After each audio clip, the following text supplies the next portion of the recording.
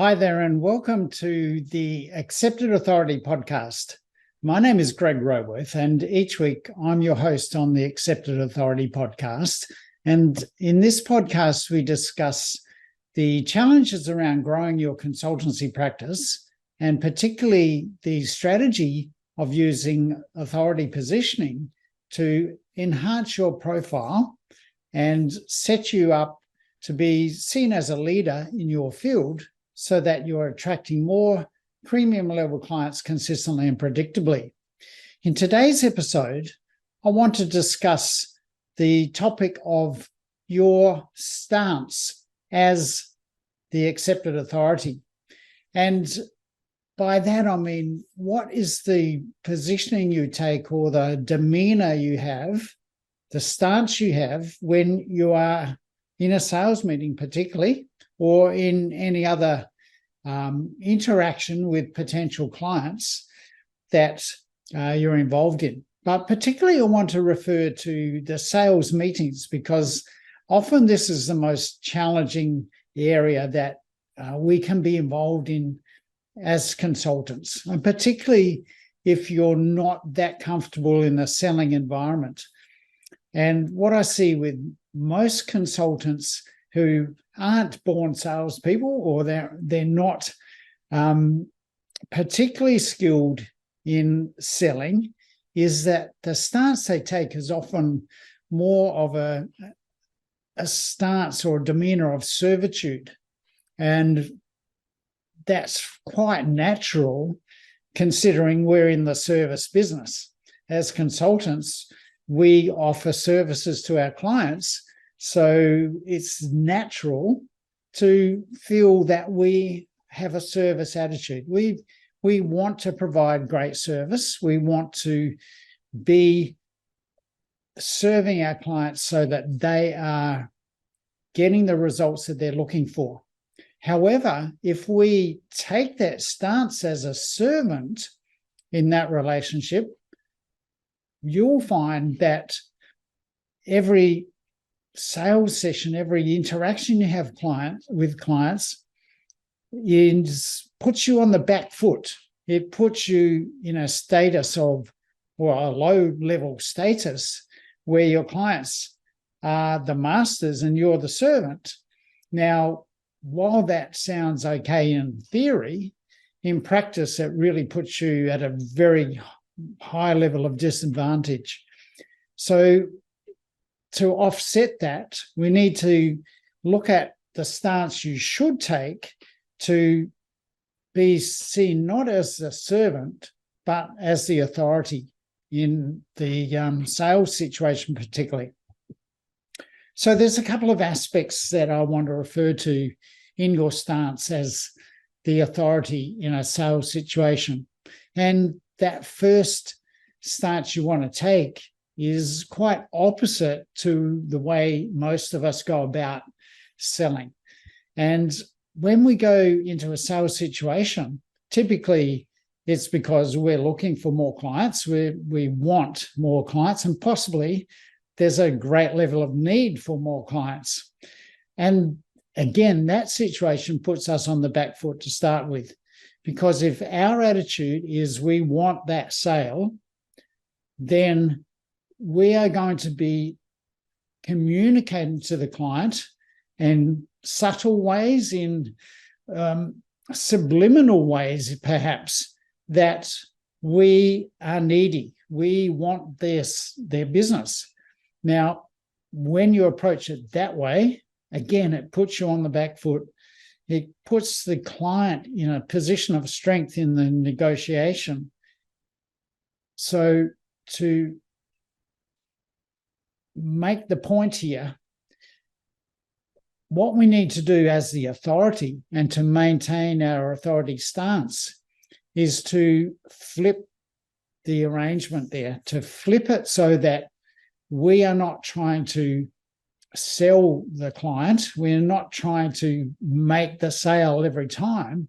Our first goal in any of those interactions should be to identify whether the client has a justification or a value in working with us. In other words, we need to be interviewing the client to see that they're worthy to become our client, rather than the client interviewing us to see if we're worthy to take on their business. Now, when we take on that stance, it really just changes the dynamics so much. And I can refer to this. The first time I saw the value in this situation was when I was looking for some help with my marketing very early on in my first consultancy practice. And I had been referred to this consultant who had a good reputation. And I went to this consultant looking to see whether he had something to offer me to help me grow my practice. And while my attitude was, let's check this guy out and see if he's any good, it soon became a different dynamic in that I was trying to sell myself to him to take me on as a client. Now, he did this very skillfully. He flipped the dynamics of that conversation to assert his authority up front. He became the authority in my eyes very quickly because he started to ask questions that made me start to try to sell him on my value to him as a client. Now, that is a very effective way of changing the dynamics, asserting your authority, helping you take that authority stance, but also then changing the position, changing the status that you are seen by the client. So when you're able to interview the client to help them justify their value in becoming a client, rather than you being interviewed by them to try to make the sale, your authority is asserted and elevated in that dynamic. So the whole fundamental foundation of being able to take that position is to not have a need to make every sale. You need to be first primarily interested in the quality of that client. The quality of a client needs to be at a level where you are discriminating. You will take on certain clients, but you won't take on other types of clients. Clients need to fit your criteria for selection, not having the attitude of you need every sale you can get. When you have that attitude, you can be more selective about the type of clients you want. And that may seem a little bit scary for some because it means that you're narrowing down your options. But what tends to happen is that when you can choose the clients you work with, you can also set the prices that you're going to charge them. And so you don't need to be so worried about cutting your margins. And this is where running your business is made so much easier. When you need fewer clients because your profit margins on each job are so much higher, you have many more options in terms of how you service that client, the prices you charge the client, the people that you put on that client's projects, and the continuity of work you get with that client as well. Because often, because you're the authority in the process, you can almost predetermine the extent and level of the way your services are going to be provided, rather than going cap in hand every time the client wants more work. So being selective about the sort of clients you want to work with and having an assessment criteria to judge each client to help you and them understand whether they are the right fit for you whether they're the right sort of clients for you to work with, and being willing to say no to clients, being willing to say, no, I don't think we're a good fit, and giving them some other options, perhaps suggesting one of your competitors that they might be better off with. So really having that stance of the authority is about not needing every client. Your authority position is very much elevated when you are selective about the type of clients that you want to take on. Now, a second way that you can have that authority stance is in the sales meeting, is then to, once you get past an initial criteria setting stage, and perhaps I would suggest you do this process in a number of meetings, at least 2 separate meetings. First, the qualification meeting, get through that set of criteria, and then you set up another meeting to take them to the next level. But then again, you run them through an assessment process around how they measure up to best practice in terms of the type of work that you would be doing with them, the area of your expertise, in other words, setting them up so that you are driving the process around what is best practice, rather than having them come to you and say, this is what we want you to do. Take a step back and say, and ask for proof, ask for their reasoning, and help to get to understand their reasoning, but also help them to understand that maybe their reason is not necessarily as sound as it could be. And again, you, by taking that stance of not accepting their judgments and their reasoning at face value, you assert your authority again by having your own criteria and assessment process for determining where their operations fit or how they measure up to what you know they should be doing in their business or how they should be operating, rather than having them tell you what they want you to do based on their criteria. So if you adopt the stance of winning the sale based on their criteria, going to tender, presenting your proposals based on what they're asking you to do, your authority is undermined and almost displaced. But if you have the stance of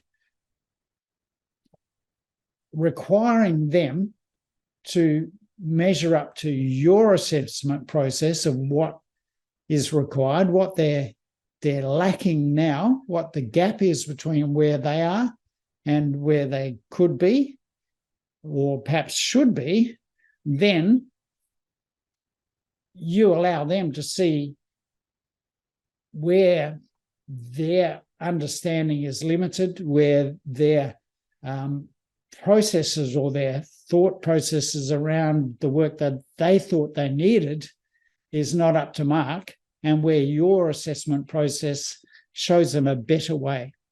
When you can do that, again, you assert your authority, but also you take that authority positioning. You become the master rather than them allowing them to be the master and you becoming the servant.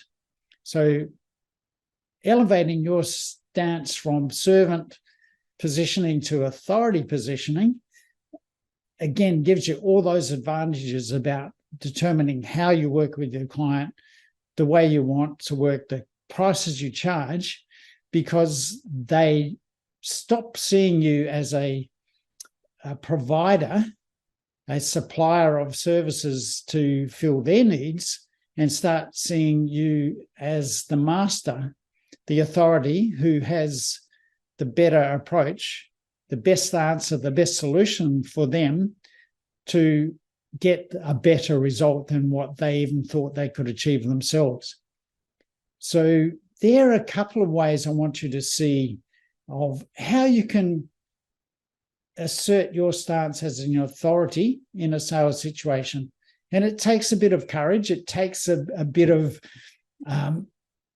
backbone, if we put it that way, to go into a sales conversation, to flip the dynamics of what is normally seen as the master-servant relationship, where the client is often the master and you're the servant. If you want to change that situation, then I think it's worthy to really look and study this approach of becoming the authority and taking that stance of the authority in every client interaction, so that you're the person that they see that has the answers, rather than you being the servant to do the work that they think they need. So take the opportunity to assess what you're doing. How do you approach a sales situation? Do you need every sale? Are you short of sales and need every client that you can get? I hope that's not the case, because that's a horrible position to be in. But just even if that is the case, when you change your approach and change your attitude to not being willing to accept every client, but only being willing to accept the clients who are the best fit for you, the premium level clients that you're looking for, you are much more likely to attract those clients and much more likely to identify those clients so that you can focus on how to approach them, how to get into their sphere so that you can be seen as the authority in their world. And they come to you not asking you to do the work that they decide they need, but asking you to help them, show them a better way. So really, that's all I wanted to talk about today. I hope you see again the value of taking that stance of being the authority in the sales meetings and identifying how you can change the dynamics from becoming the servant or being the servant to being seen as the authority. If you want to know more about how to achieve that authority stance in your sales meetings, then reach out to me through my website at businessflightpath.com or through LinkedIn or Facebook profiles. Just search Greg Roworth and you'll find me on either of those places, and send me a direct message and we'll set up a time to talk. So be the authority. Take the stance of the authority in your sales meetings and see your sales results change positively in the future. So that's been the Accepted Authority podcast for this week. I'm Greg Roworth. We'll see you all again next week.